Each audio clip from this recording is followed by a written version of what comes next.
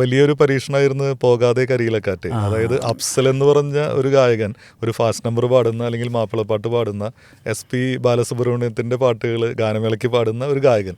അദ്ദേഹത്തിൽ നിന്ന് ഒരിക്കലും നമ്മൾ പ്രതീക്ഷിക്കാത്ത രീതിയിലൊരു മനോഹരമായ മെലഡി. കുറച്ച് വർഷങ്ങൾക്ക് മുമ്പാണെങ്കിൽ യേശുദാസ് അല്ലാതെ ഒരു ഓപ്ഷനെ പറ്റി നമ്മൾ ആരും ചിന്തിക്കാത്ത രീതിയിലുള്ള ഒരു പാട്ട് പാടുന്നത് അഫ്സലാണ്. അപ്പോൾ അങ്ങനെയുള്ള ഒരു ധീരമായ പരീക്ഷണം കൂടി ആ സിനിമയിലുണ്ടായിരുന്നു. പറഞ്ഞില്ലേ, പുതിയ വോയിസ് ഇഷ്ടങ്ങളാണ്. അഫ്സലിൻ്റെ വോയിസിൽ പാടിയ ചിലപ്പോൾ ഒരു പക്ഷേ നന്നായിരിക്കും എന്ന് വിചാരിച്ചിട്ട് ഇപ്പോൾ ദാസാറിനെ കൊണ്ട് പാടണമെങ്കിൽ സൂപ്പറാവും. പക്ഷെ അതല്ലാതെ അതിനൊരു സുഖം കിട്ടണം. അപ്പോൾ അഫ്സൽ എപ്പോഴും അടിപൊളി പാട്ടുകളുടെ ഒരാളാണ്.